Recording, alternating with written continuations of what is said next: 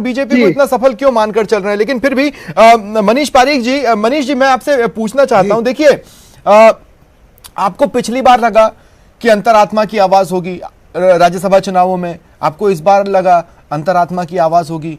अब या तो विधायकों ने या पॉलिटिकल पार्टीज के चेहरों ने अंतरात्मा की आवाज को सुनना बंद कर दिया है, और या फिर यह है कि आपकी बात में दरअसल दम नहीं था, आप यूं ही थे। नहीं स्वप्निल, यूं ही तो कुछ नहीं होता है, हर चीज का रीजन होता है। और मैं समझता हूं कि जो मीडिया पर्सन है देश के प्रोमिनेंट, वो वहां पे जाना चाहते थे, तो निश्चित तौर पर अवसर देने की बात थी। जो निर्दलीय विधायक हैं, अब दूसरी बात जो हुआ है अभी, ये कांग्रेस पार्टी एक्सपोज हुई है, ये गवर्नमेंट एक्सपोज हुई है कि किस तरह से आप जिसको फेविकोल का जोड़ बता रहे हैं, वो एक जगह इकट्ठा करने की कवायद है, विधायकों की सुनी नहीं जाती है। अगर वोट डालने का नंबर आता है तो वो बाहर कोप भवन में बैठते हैं और फिर उनको कुछ लालच देकर वापस बुलाया जाता है। तो ये तो सब जी, लेकिन वो तो इसमें सफल होकर दिखा रहे हैं ना, आपको पिछली बार भी यही सब लगा था। जी, मेरा निवेदन, ये सत्ता, मैंने कहा ये फेविकॉल का जोड़ नहीं, सत्ता का जोड़ है, और सत्ता के जोड़ से क्या जोड़ बाकी हो रहे हैं। मनीष जी, तो दूसरी बात, जनता का वोट नहीं था। ये 13 में से 2 निर्दलीय विधायक ऐसे हैं जो आपके बैकग्राउंड से आते हैं, ठीक है। उन तक ने जब आज ये मीडिया के कैमरे पर कहा कि भाई अभी उनकी सरकार है और हमें इलाके में विकास करवाना है, इसलिए हम उस तरफ जा रहे हैं। अब मेरा कहना यह है कि 1.5 साल बचे हैं चुनावों में, है ना। अगर 1.5 साल बचे तो एक, या तो उनको अपने दोबारा जीत की गुंजाइश नहीं दिख रही, दूसरा उनको हो सकता है ये लग रहा हो कि अगर आपके साथ जाए भी तो आप कोई टिकट का भरोसा तो उनको देने वाले नहीं है, और तीसरा उन्हें ये भी तो लग रहा हो सकता है कि हो सकता है 1.5 साल बाद आप आए ही नहीं।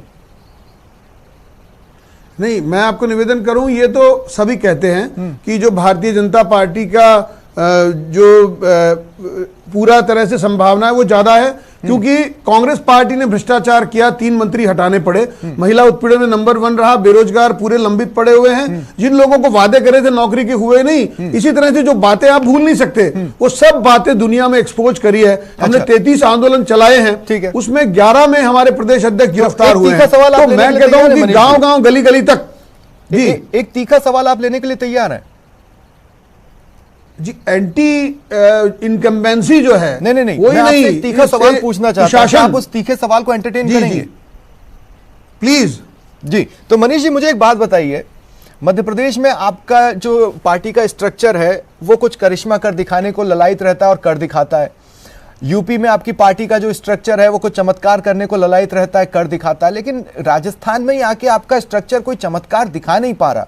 नहीं लगता आपको कि राजस्थान बीजेपी अन्य राज्यों की बीजेपी की तरह नहीं है, बार बार हार का स्वाद चख रही है? नहीं, बिल्कुल नहीं लगता है। This is all the number game Swapnil. ये गणित इतनी निर्दयी है, ये भावनाएं नहीं देखती है, ये कमिटमेंट नहीं देखती है। जब संख्या ज्यादा है, यहाँ 71 विधायक हैं, वहां पे 2-4 कम रहते हैं तो वो हो जाता है। किंतु जब 13-13 लोगों को आप कन्विंस करने में सफल होंगे तो निश्चित तौर पर लालच दिया जाएगा। और आपने देखा किस तरह से कांग्रेस पार्टी ने ये साबित कर दिया दुनिया के सामने कि उनसे लोग खुश नहीं हैं, लेकिन अगर वोटिंग होती है तो उनको इकट्ठा करके लाया जाता है और योजना से ये समझा दिया जाता है कि तुम्हारे काम हो जाएंगे, तो हमको वोट दे दो, वो मान भी जाते हैं। अब मैं कहना चाहता हूं कि चूंकि ये जनता का चुनाव नहीं था, ये चुनाव विधायकों के बीच में था, विधायकों ने अपना जो भी कोई लाभ देखना था वो देखा, लेकिन जनता जो परेशान है उसमें कोई कमी नहीं आई है। मैं आपको निवेदन करूं, एक प्रश्न मैं आपके सामने रखना चाहता हूं कि व्हाट इज द जो रीजन है, वो ये वेलफेयर गवर्नमेंट का कारण क्या है? आप सरकार क्यों चला रहे हैं? ये वोट चुनाव जीतने के लिए कि एक राज्यसभा मेंबर चला जाए, यहाँ आ जाए, वहां आ जाए, इसलिए थोड़ी कर रहे हैं ओमिशन या कमीशन। तो मैंने आपको कहा